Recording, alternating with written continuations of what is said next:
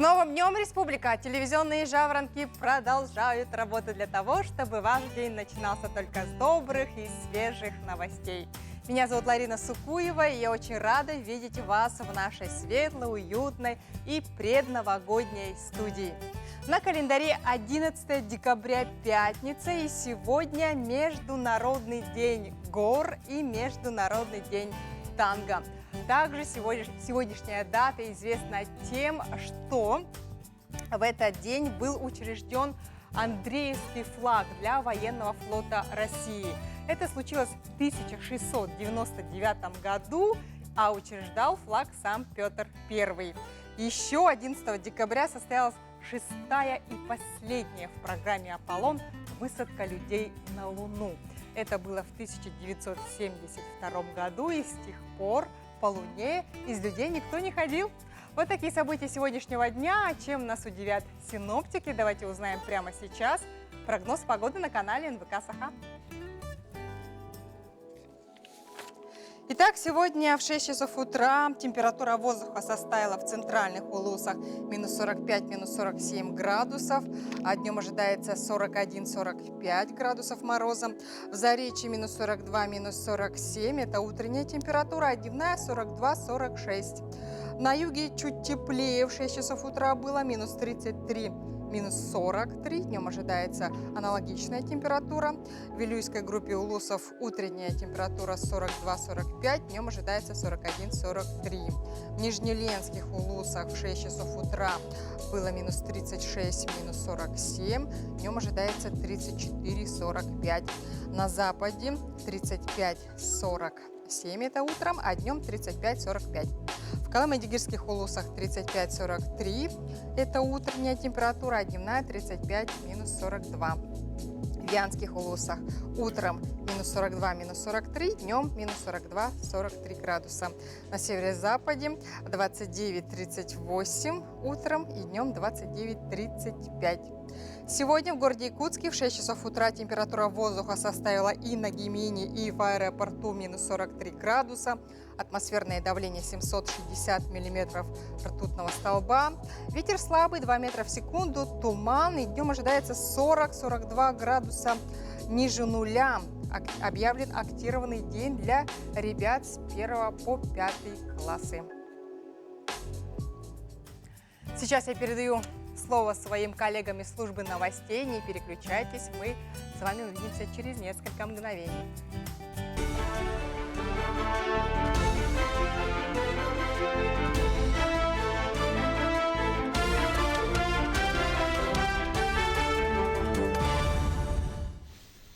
Новый день встречаем с новостями к этому часу. В студии Василий Радченко. Здравствуйте.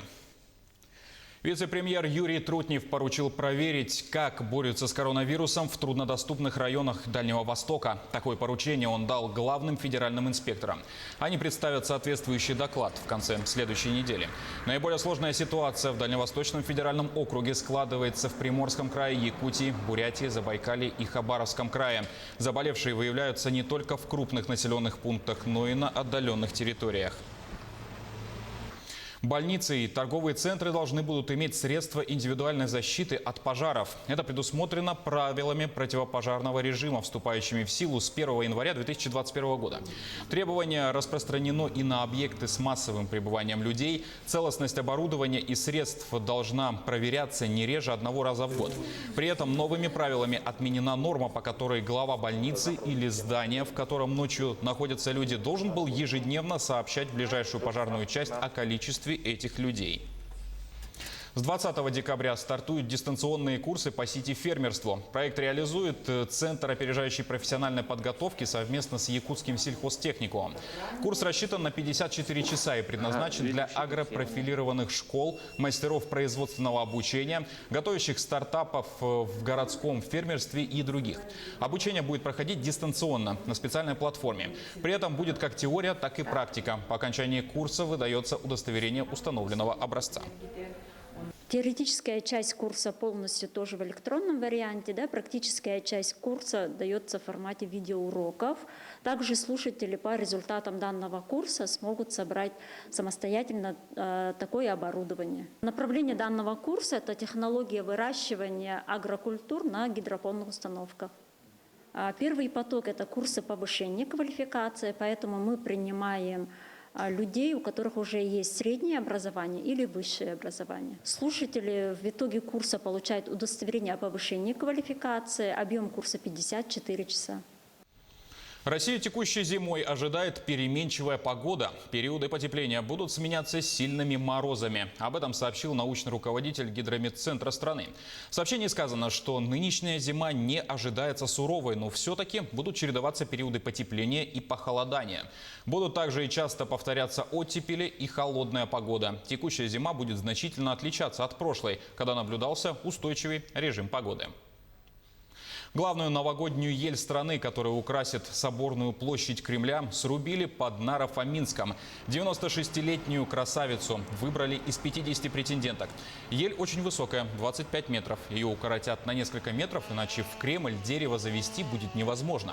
Новогоднюю ель доставят в Москву 11 декабря на специальном автопоезде. Ее можно будет увидеть в режиме онлайн во время трансляции праздничных представлений, которые в этом году из-за распространения коронавируса пройдут без зрителей.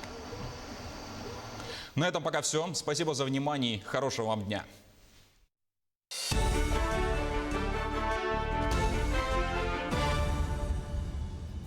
Спасибо, коллеги. Мы тоже спешим поделиться с вами прекрасными и интересными новостями. Так, 2 месяца назад исполнилось 80 лет видному государственному общественному деятелю Андрею Васильевичу Кривошапкину. Андрей Кривошапкин – эвенский писатель, народный депутат, государственный общественный деятель, заслуженный работник культуры республики, народный писатель Якутии.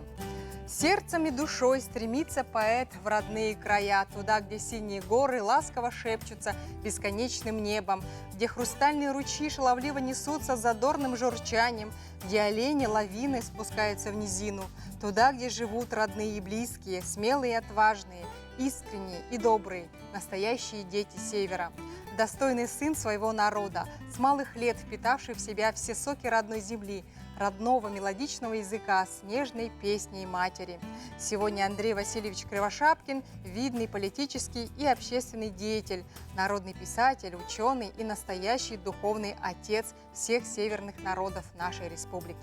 Чуткий сердцем, отзывчивый по природе, преданный и искренний, Андрей Васильевич всю свою жизнь посвятил служению людям, народу. Конструктивный политик, талантливый писатель, лидер. Таким был, есть и будет сын Эвена из далекой тайги.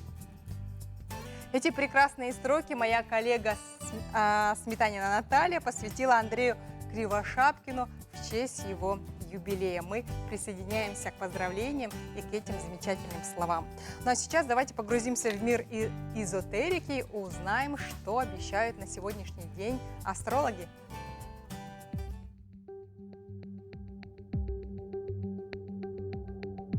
Овен, не все дается легко, но в целом вы останетесь довольны тем, как сложится этот день.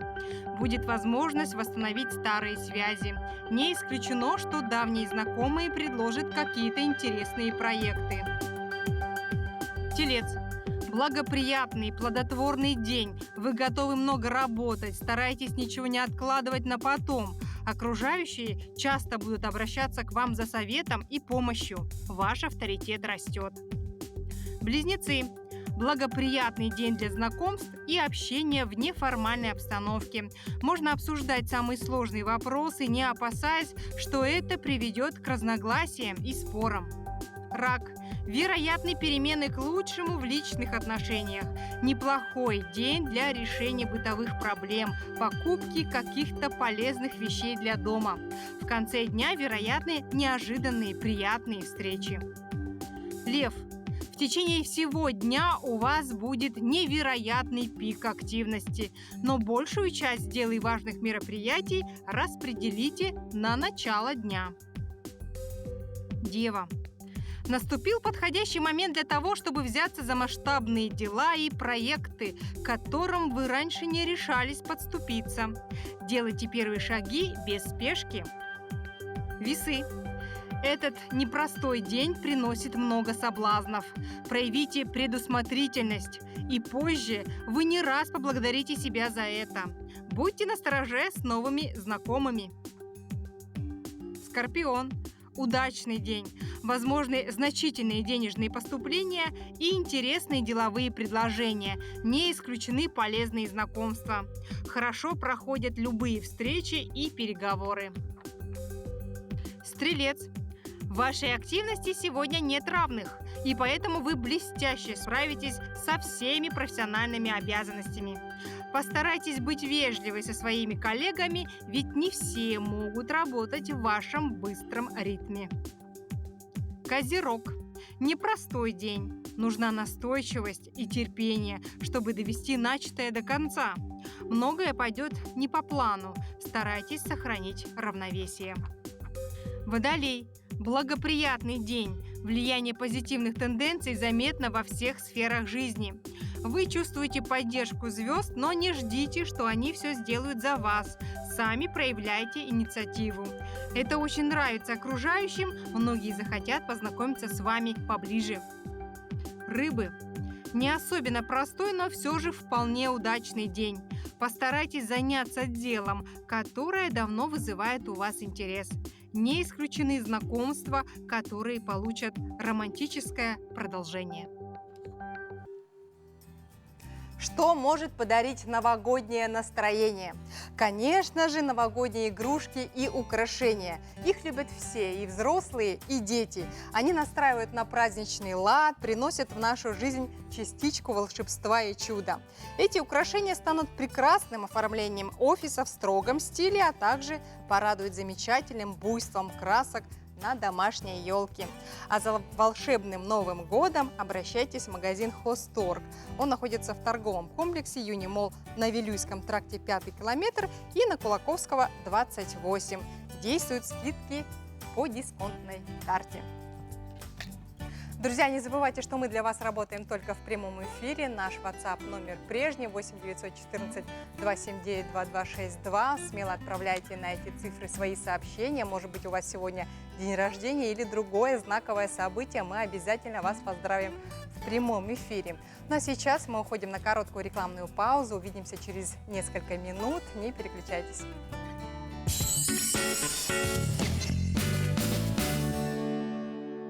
Саха сиринеке немекетигер тутар хороллах алруса компания туладыр эйкене карыстыр. Ол тугар оңорон тахары табогун булгутчурастыр, онна каттан туга тахарар. Күн отуттан электричествоны ылар. Туханыллыбыт сепдери чөлүгөр төһерер. Саха сирин айылкатын нарыннам чекеретин, уянын карыстыр, сүдү кыгын билинер. Алруса Саха компанияда. Открылся новый магазин «Диваны Матрица». Современные диваны по доступным ценам. Только 12 декабря вы сможете получить онлайн-консультацию в одном месте от всех ведущих застройщиков и агентств недвижимости. Среди участников будут разыгрываться сертификаты номиналом до 150 тысяч рублей, мелкая бытовая техника и скидки от застройщиков. Успейте оформить ипотеку и встретить Новый год в новой квартире. Подключиться к онлайн-ярмарке можно просто. Наведите ваш телефон на данный QR-код. Ждем вас всех 12 декабря с 11:00 до 15:00. Дом Клик. Аксыны 30 күнігер ындыкасыға ағаға сепириге. Жол түхілгеті республикадағы проект супербилистері ойнолар. Уан Тойота масына.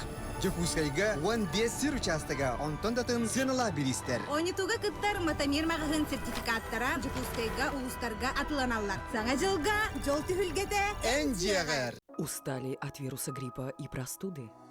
Рециркуляторы бактерицидные, защитные блокаторы, пульсоксиметры, бесконтактные термометры, медицинские маски. Здоровье вашей семьи под надежной защитой с компанией Стоп Вирус.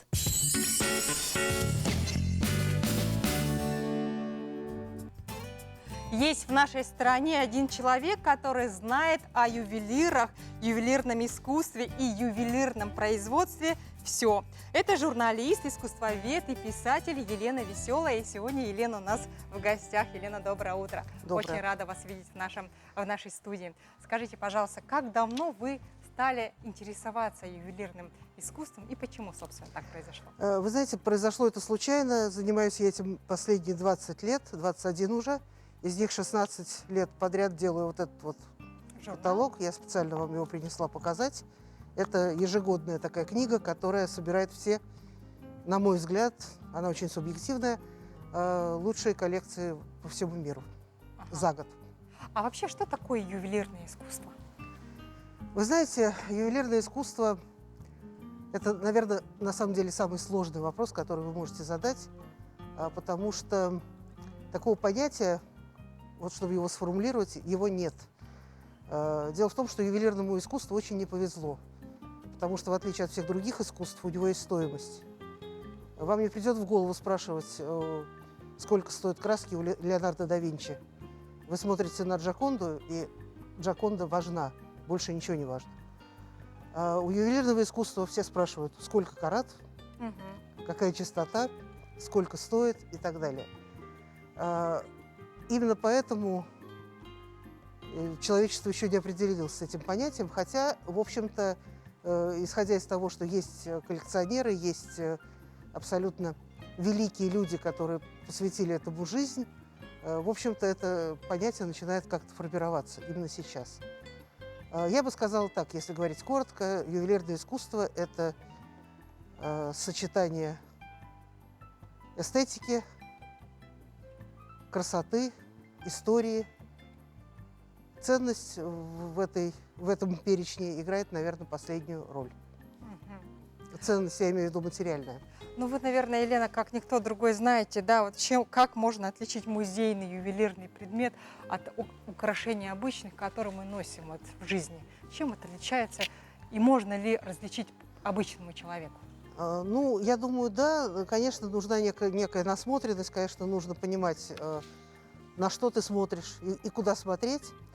Но если говорить в целом, то, ну, я уже сказала, что это редкость, это история, это красота, это гармония.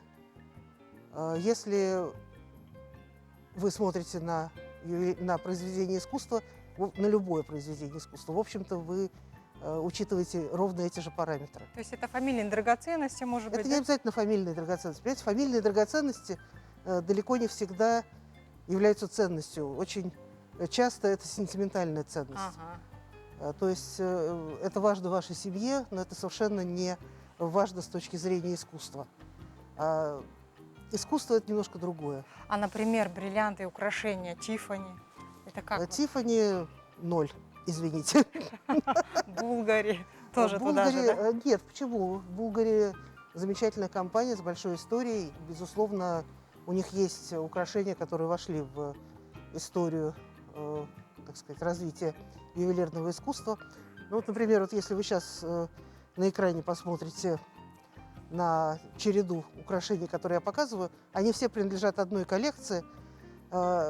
Коллекционер японец, его зовут Казуми Арикава, и ему удалось собрать, наверное, самую значительную коллекцию ювелирных шедевров в мире. Это частная коллекция, и среди вот этих украшений есть украшения, принадлежавшие Екатерине II, Екатерине Великой, есть украшения из различных королевских дворов, но он собирает не то, что принадлежит каким-то знаменитым людям, он собирает то, что считает по-настоящему ценным и красивым. Он сам как эксперт? Да, да. Причем он нигде не учился, у него нет абсолютно никакого специального образования. Он говорит, я чувствую, я смотрю на вещь, да, и я никогда не читаю никаких подписей, я никогда не интересуюсь, так сказать, кто и как сделал. Я смотрю на вещи, если да, то да. А цена? Тут он обращает внимание на цену? Вы знаете, на цену он обращает внимание, но дело в том, что как-то не парадоксально, ювелирное украшение далеко не самое дорогое, что есть в этом мире. И собрать коллекцию, если у тебя есть, конечно, какие-то деньги, в общем-то, не составляет труда. Гораздо труднее найти вещи и гораздо труднее выработать в себе те четкие критерии, тот вкус, который, собственно, отличает настоящего коллекционера. Елена, а удалось ли вам, было ли время сделать какие-то выводы по поводу, вот, есть ли ювелирное искусство у нас в республике? Вы знаете, ну, дело в том, что нельзя сделать какую-то вещь и сказать, что, вы знаете, я сделал шедевр. Как говорится, хорошо это про вас сказали другие люди, да? Искусство, как я уже сказала, это сочетание истории, дизайна, рисунка, линии. Линия – это главное, гармония – это главное. То, что я видела вчера в сокровищнице Республики Саха, ну, должна вам сказать, что мне гораздо были более интересны старые украшения, которые, может быть, сделаны вручную на коленке и не так совершенны в техническом плане. Сейчас, да, Но в них есть история, и в них есть некое объяснение человеческое, ну, в них есть какой-то второй смысл. То, что там выставлены произведения современных ювелиров, меня убедили значительно меньше, честно вам скажу. Хотя поразила меня одна вещь. Она принадлежит, к сожалению, я не запомнила фамилию девочки-студентки, которая это сделала. Девочка, которая сделала маленькую вот такую вот крошечную скульптурку, старуха. Старуха, которая, якутская старуха с трубкой в зубах, которая идет очень решительным шагом по льдине, и ее обдувает ветер. И это такая экспрессия, это такое вообще просто совершенство. Я была просто поражена. Я сама преподаю в Москве в Строгановской академии историю ювелирного искусства. Если бы у меня были такие студенты, я была бы счастлива. Вот я такого пока не видела у нас. Елена, огромное спасибо вам за теплые слова. Я думаю, что мастер-девочка узнала себя в ваших словах. Мы ждем вас еще раз когда-нибудь в нашей студии, в нашей республике. Друзья, мы продолжаем наш эфир, и сейчас я предлагаю вам отправиться вместе с нами в Национальный художественный музей и полюбоваться картинами Иннокентия Избекова. В своих работах он повествует о нашем быте, о наших традициях и изменчивой суровой природе. Давайте посмотрим. За окнами на дворе зима, а в зале Национального художественного музея тоже зима. Дует студеный ветер, летают снежинки. Это все на картине художника Иннокентия Избекова. Якутские живописцы всегда любили писать зиму и тундру. Одна из таких картин под названием «В тундре» Иннокентия Избекова находится в коллекции Национального художественного музея. В далеком 1952 году Иннокентий Избеков был одним из 15 выпускников Якутского художественного училища. Это училище выпустило в свет очень много якутских художников, живописцев и графиков. В те годы, в 50-е годы, он уже был довольно известным художником-живописцем, а родом он из Мегино-Кангаласского улуса. На картине «В тундре» художник с большой любовью пишет родную северную природу. В картинах Избекова нету пафоса, нету патетики. Они все очень спокойные. Такое ощущение, что художник беседует с нами, не настаивает, не восклицает, а ведет спокойную, душевную, неторопливую беседу. И беседа эта о родном северном крае. Художник с большой любовью и вниманием прорабатывает изысканную серебристо-холодную гамму цветов. Он, подобно художникам-импрессионистам, прорабатывает цвет первого плана, второго плана. И обратите внимание, небо, горы, земля, эти плоскости, они все одного цвета, но разного тона. А для того, чтобы придать этой картине легкости, воздушности, он делает очень такие легкие цвета холодной гаммы. Чтобы придать этой картине динамику, он изображает стадо оленей, которые волнообразной линией уходят вдаль. Вот такая интересная картина художника Иннокентия Избекова из коллекции Национального художественного музея. Стихи Василия Литкова «Моя тундра» будто иллюстрируют картину художника Иннокентия Избекова «В тундре». «Ты еще не видел чуда, в нашей тундре не был, Видишь, сопки, словно чумы, подпирают небо, а по небу, к океану, подчиняясь урагану, мчатся тучи тени, и взлетают в жгучей пене волны, как олени. Приезжай к нам без опаски, слушать шорох зимней сказки, слушать звон копыт по насту. Приезжай, мы встретим лаской. Здравствуй.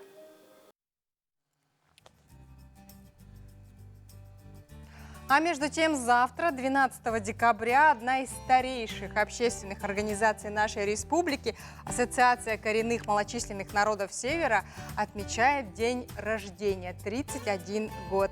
И этот день в нынешнем году приурочен к юбилею бессменного председателя этой ассоциации, народного писателя Андрея Кривошапкина. О том, какие мероприятия пройдут в рамках этого события, нам расскажет Сергей Неустроев, первый заместитель министра по развитию Арктики и делам народов Севера. Доброе утро, Сергей Анатольевич. Доброе утро. Сергей Анатольевич, скажите, пожалуйста, какие мероприятия пройдут в рамках дня рождения ассоциации и, собственно, юбилея Андрея Кривошапкина? Андрею Васильевичу Кривошапкину 17 октября 2020 года исполнилось 80 лет. В настоящее время Андрей Васильевич Кривошапкин – президент Ассоциации коренных малочисленных народов Севера Республики Саха-Якутия, вице-президент Ассоциации коренных малочисленных народов Севера Сибири и Дальнего Востока Российской Федерации. Андрей Васильевич – почетный гражданин Республики Саха-Якутия, Апыс-Момского, Кобяйского и Эвено-Бытантайского районов. Он кандидат социологических наук, академик Академии Северного форума. Имеет орден Дружбы народов Российской Федерации, лауреат литературной премии имени Эрелика Эристина, лауреат Большой литературной премии России, народный писатель Республики Саха-Якутия, отличник образования Республики, заслуженный работник культуры Республики, депутат Верховного Совета РСФСР и Якутской АССР, народный депутат Республики Саха-Якутия 1, 2, 3, 4 созыва, заместитель председателя Государственного собрания Илкумен 4 созыва.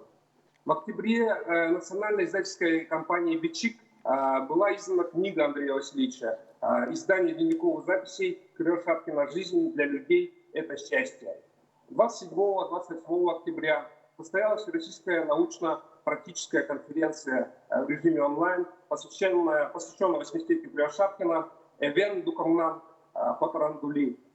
Министерством культуры и духовного развития республики, Ассоциацией писателей Якутии, Союзом писателей Национальной библиотеки республики был проведен всероссийский конкурс для начинающих писателей коренных малочисленных народов Севера и подготовлена виртуальная выставка.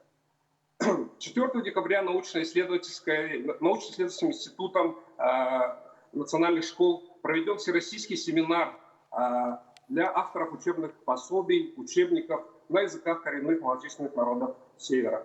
Ну и завтра, 12 декабря, состоится День образования Ассоциации малочисленных народов Республики. В онлайн-формате состоится торжественное заседание, посвященное 80-летию Андрея Васильевича Кривошапкина. Сергей Анатольевич, скажите, пожалуйста, вот вы сами сказали, да, ну и мы тоже прекрасно знаем, что Андрей Кривошапкин – это видный государственный политический деятель, а сейчас вот современные политики обращаются к нему, советуются ли с ним? Но Андрей Васильевич ведет большую общественную работу, является политическим деятелем федерального уровня. Он 30 лет бессменно возглавляет общественную организацию, Ассоциацию коренных малочисленных народов Севера Якутии, объединяющую 6 разных народов республики. Под его руководством ассоциация стала признанной общественной организацией, пользующейся большим авторитетом и признанием республики. Андрей Васильевич еще работает в руководстве Российской ассоциации, являясь вице-президентом Ассоциации коренных малочисленных народов Севера, Сибири и Дальнего Востока Российской Федерации, курируя вопросы родных языков и литератур. Он является одним из признанных лидеров общественного движения «Ассамблея народов Якутии», стоял у истоков его создания. А какие адресные программы разработаны вашим министерством для представителей коренных народов? Ну, с 2020 года реализуется государственная программа развития арктической зоны и коренных малочисленных народов Севера Республики Саха-Якутия, в которой предусмотрены следующие мероприятия. Это стажировка педагогов родных языков малочисленных народов в центрах языкового образования, реализация проекта «Учитель Арктики», в рамках которого предусмотрена оплата проездных расходов молодым специалистам и предоставление единовременных денежных пособий, разработка концепции устойчивого развития малочисленных народов республики на период до 2035 года, формирование единой информационной базы о качестве жизни малочисленных народов республики, реализация проекта «Молодой оленевод», предусматривающий социальные выплаты молодым оленеводам на приобретение и строительство жилья, также реализация проекта «Цифровизация языкового и культурного наследия малочисленных народов». Это часть мероприятий госпрограммы, направленной на устойчивое развитие малочисленных народов республики. Помимо этого реализуется федеральная государственная программа укрепления общероссийской гражданской идентичности и этнокультурного развития народов Республики Саха-Якутия.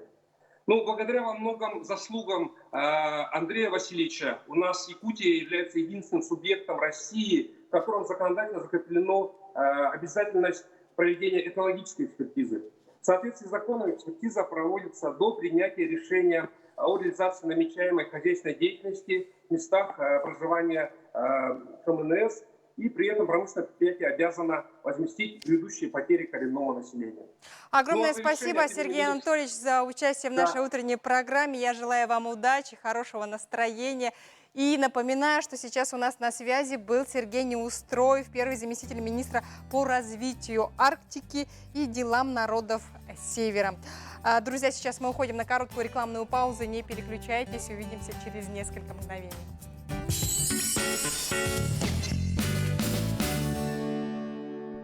Новый год – праздник волшебства и сказки. Наши товары создадут праздничную атмосферу. Волшебство приходит вместе с азбука. Далбар хотун. Сахачактарын манылах, ымылах, өрө тудар күндү ада. Далбар хотун эдерген кысоготтон, эрге сүттер кемче кийиттен, оготун түйүгер көтөх бүтиеттен, сенин сыллы ребеттен, үйнен сайдан тахсар. Ах, суруттар далбар хотун суруналы. Пора праздничных салютов. Выбирайте проверенный временем русский фейерверк в компании «Салют ЕКТ». Наши адреса: город Якутск, Покровский тракт, 4 километр, дом 2, Чернышевского 51/2, Жарницкого 56, ТВЦ «Оптимист Проф». Дарите детям радость.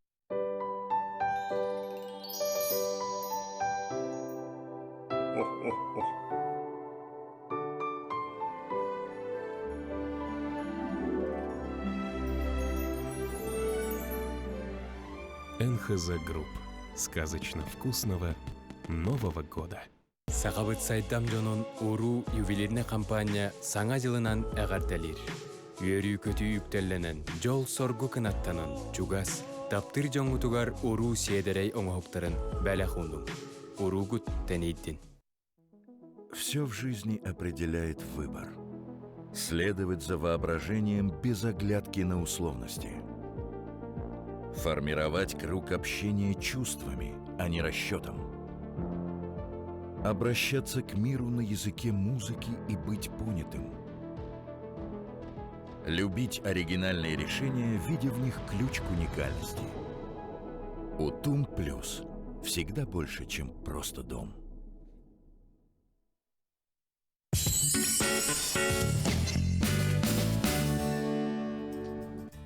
С новым Днем Республика! В эфире программа «Новый день». На календаре сегодня 11 декабря, пятница, и до Нового года остался 21 день. Другими новостями с вами поделятся мои коллеги из службы новостей.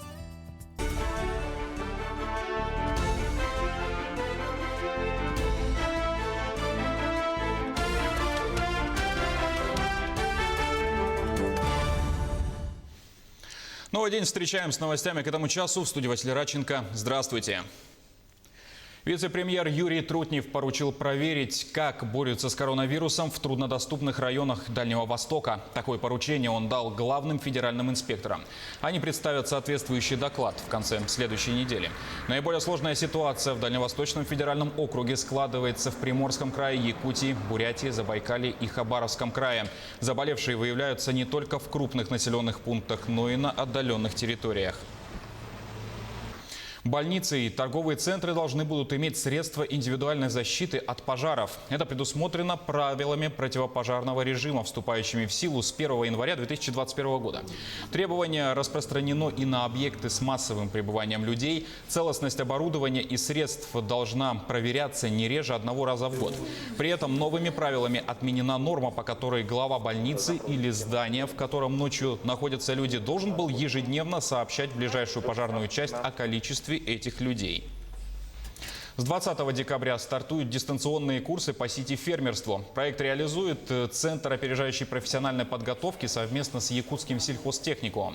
Курс рассчитан на 54 часа и предназначен для агропрофилированных школ, мастеров производственного обучения, готовящих стартапов в городском фермерстве и других.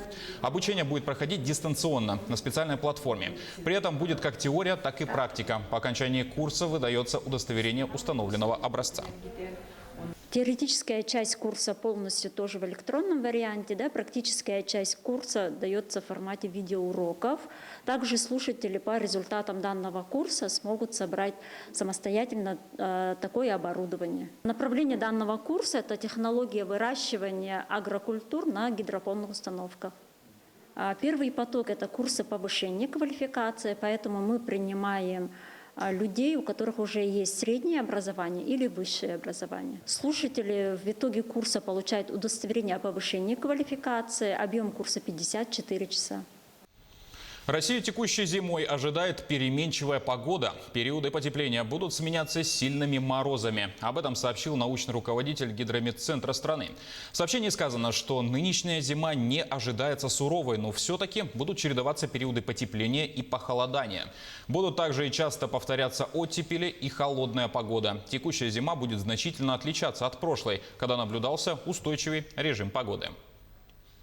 Главную новогоднюю ель страны, которая украсит соборную площадь Кремля, срубили под Наро-Фоминском. 96-летнюю красавицу выбрали из 50 претенденток.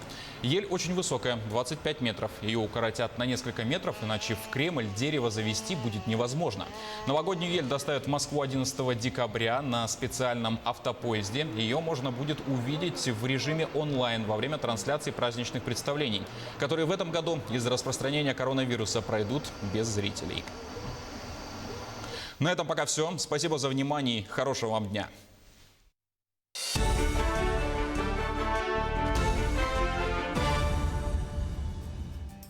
А между тем школьники нашей республики бросают вызовы.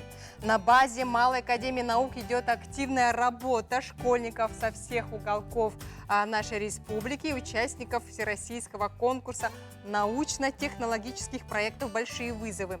Более подробно об этом, о республиканском этапе этого конкурса, а также о конференции «Шаг в будущее» нам расскажет Василий Павлов, ректор Малой академии наук. Доброе утро, Василий Климович. Доброе утро. Скажите, пожалуйста, взаимно. Скажите, пожалуйста, сколько ребят бросили вызов на всероссийском конкурсе? Ну, обычно у нас бросает вызов более 100 ребят, а так мы отбираем из большого количества участников, и в конце концов попадают примерно больше 20-30 ребят. Из них в прошлом году у нас, например, было 2 победителя этого всероссийского замечательного конкурса. Этот конкурс мы проводили уже 3 раза. В этот раз мы будем проводить 4-й раз. Это очень такая большая, организационная работа была проведена. И этот конкурс, он очень знаковый, потому что он проводится образовательным центром «Сириус». И все, как бы говорится, внимание России именно на это мероприятие и уделено. Да, приковано. Василий Климович, скажите, а вот чем отличаются «Большие вызовы», конкурс «Большие вызовы», да, от конференции «Шаг в будущее»? Да, конференция «Шаг в будущее» — это самый большой И флагманский такой наш проект, который уже в этом году, в следующем году, значит, в январе, 8 и 11 января мы будем его проводить. Это будет 25-й раз мы будем проводить.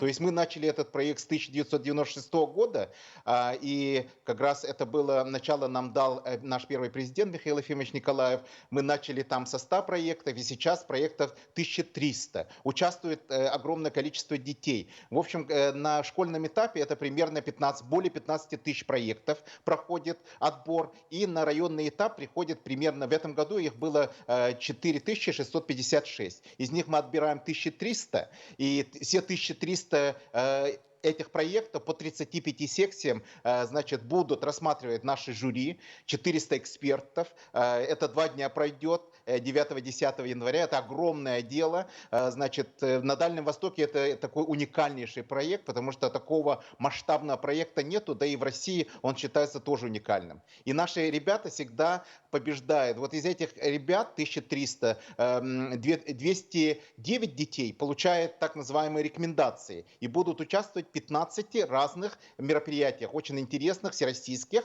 и перечневых Министерства просвещения Российской Федерации.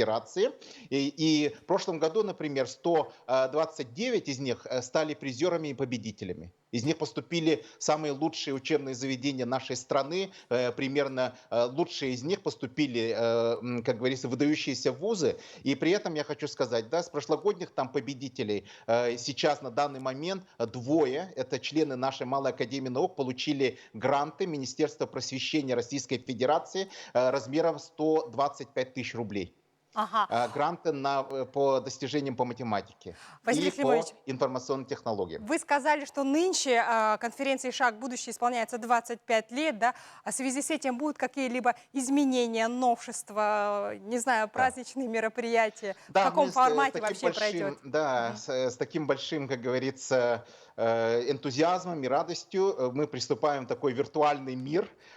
Все наше мероприятие будет проходить виртуально, то есть онлайн-режиме. Это тоже замечательно, потому что мы уже переходим на цифровую трансформацию. Это дает очень много разных возможностей. Например, все 3300 работ, они будут размещены на нашем YouTube-канале Малой Академии Наук. Так что все советую родителям, учителям, школьникам записаться на наш YouTube-канал и смотреть его, потому что мы там будем размещать. Также у нас будет замечательный сайт, он уже работает. Мы там также размещаем все работы наших участников. То есть они будут и смотреть, и изучать то, что происходит. И потом все это будет происходить на платформе Zoom. И это замечательно. Но работа, конечно, тяжелая. Все 35 секций одновременно проходят, то есть одновременно Zoom-конференции 35. Но они все будут на нашем YouTube-канале размещены. Так что, пожалуйста, смотрите. Вы сказали 1300 ребят, 1300 работ будет, да? Проектов будут участвовать в этой конференции. А расскажите о членах жюри, их будет 400, да? Кто они, кто будет оценивать? Да, члены жюри. Но дело в том, что мы этот проект проводим именно благодаря огромной поддержке нашего Северо-Восточного федерального университета имени Максима Кировича Амосова, чем мы очень благодарны, потому что все огромное сообщество научное университета нам помогает. Это огромный труд. Просто каждый день идут там приготовления к этому, семинары, конференции, вебинары. И все это, в конце концов, вольется в то, что 400 экспертов будут сидеть по 35 секциям в Zoom, в режиме онлайн, будут слушать значит, наших участников и задавать им вопросы. В конце отберут самых лучших, которые попадут в число 209, которые получат рекомендации.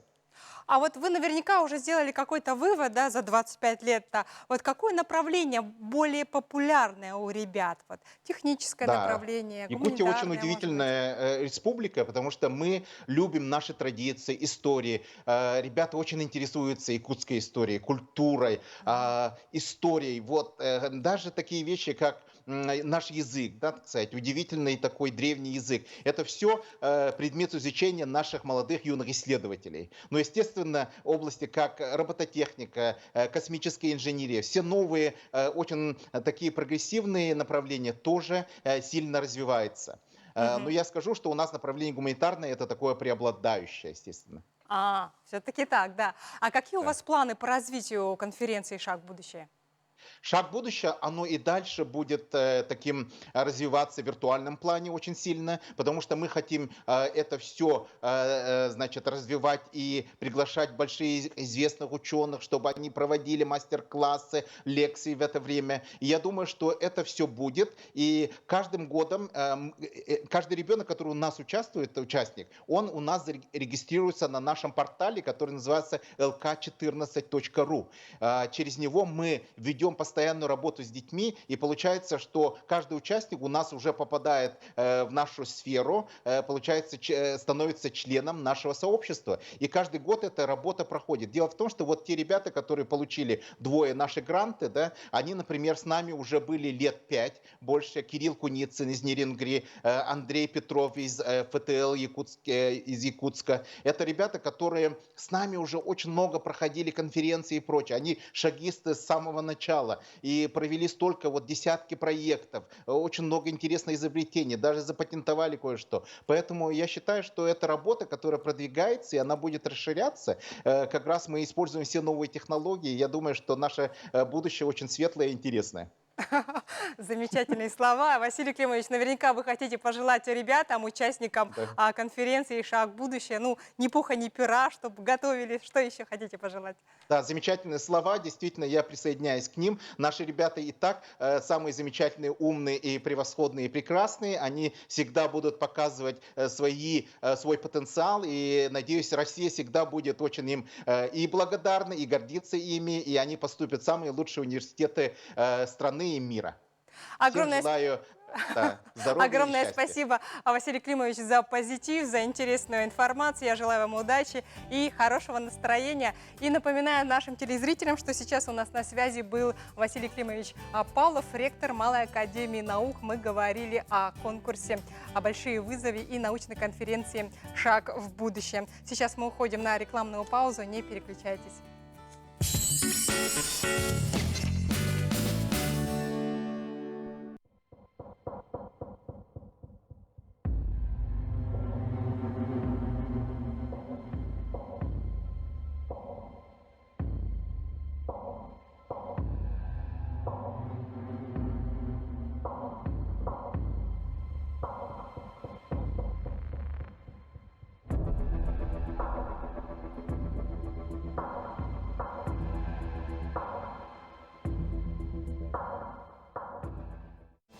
Для тех, у кого снижен слух, мы подарим всю палитру звуков с помощью современных и качественных слуховых аппаратов. Звоните в Аудиослух. Группа «Эталон» представляет квартиры в Петербурге и Москве от застройщика. Успейте купить по ценам 2020 года. Хотите жить в столице? Звоните. Группа «Эталон». Офис продаж в Якутске. Телефон 318-222. Этому городу нужен новый герой. И я решил взять все в свои руки, потому что мне надоело терпеть этот беспредел и криминал.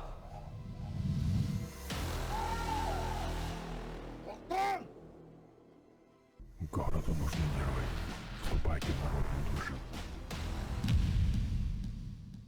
Корат кенигер Лермонтов улусатын 6 үйгер, саңа, сырдык, ырас, кен, коң, әлбәқ, арас көрінердәқ, таланыларға табығыстардақ, жер мүннүрге уанна тутутуғарыналлақ, ураты жерекен көстүләқ, табығыстақ, удамыр сыналақ, центр строй мағағынарылынна. Краскалары, линолеумнары, ламинат, плитка, обой, сантехника уаннада атын әгәлге көріңдерін. Атылыр, тутуған аллах, саңа аты әлген кенігерін ғырабыд. Оны тәңе болғойың, акция, ақсынне уанна 90-дарға центр строй мағағын келейінергер чепсетилях карта бәліқтейін. Әйгені жокускай кенігер арылыбыд центр строй саңа мағағын Лермонтов улсатын 6 үз жетігер күтәлілер.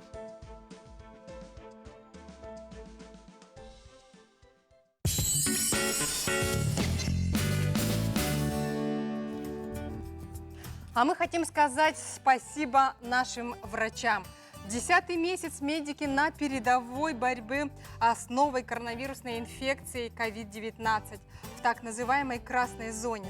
Круглосуточно, без праздников и выходных, в изоляции от родных и близких, врачи, медицинские сестры, младший медицинский персонал, работая на износ, самоотверженно, оказывают помощь больным с COVID-19 детям и взрослым.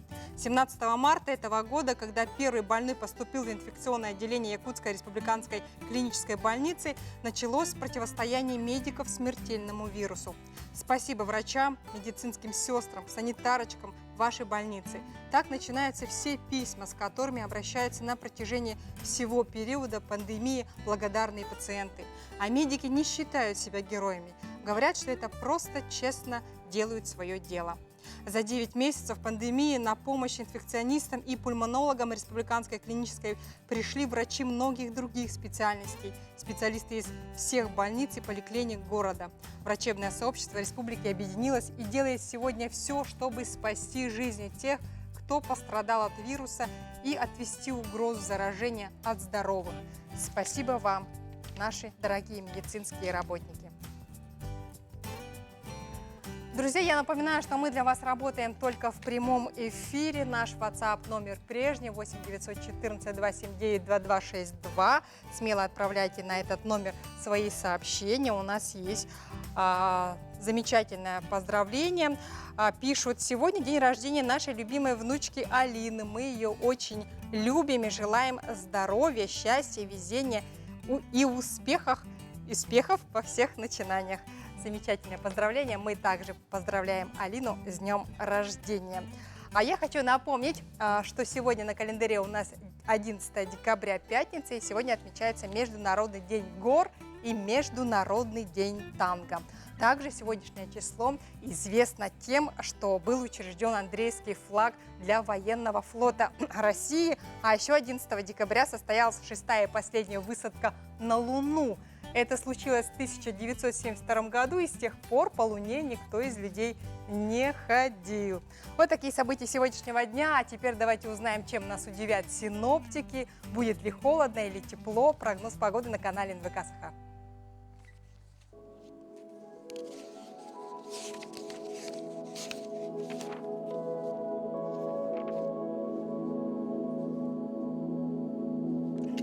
Итак, сегодня в центральных улусах днем ожидается 41-45, Заречье 42-46, на юге 33-42 градуса, в Вилюйской группе улусов 41-43 градуса, в Нижнеленских улусах 34-45, на западе ожидается 35-45, в Колыме-Дигирских улусах 35-42, в Янске 42-43, на северо-западе 29-35. В городе Якутске в 6 часов утра температура воздуха составила 43 градуса, атмосферное давление 760 миллиметров ртутного столба, ветер слабый 2 метра в секунду, туман, днем ожидается 40-42 градуса, и сегодня активный день для ребят с 1 по 5 классы.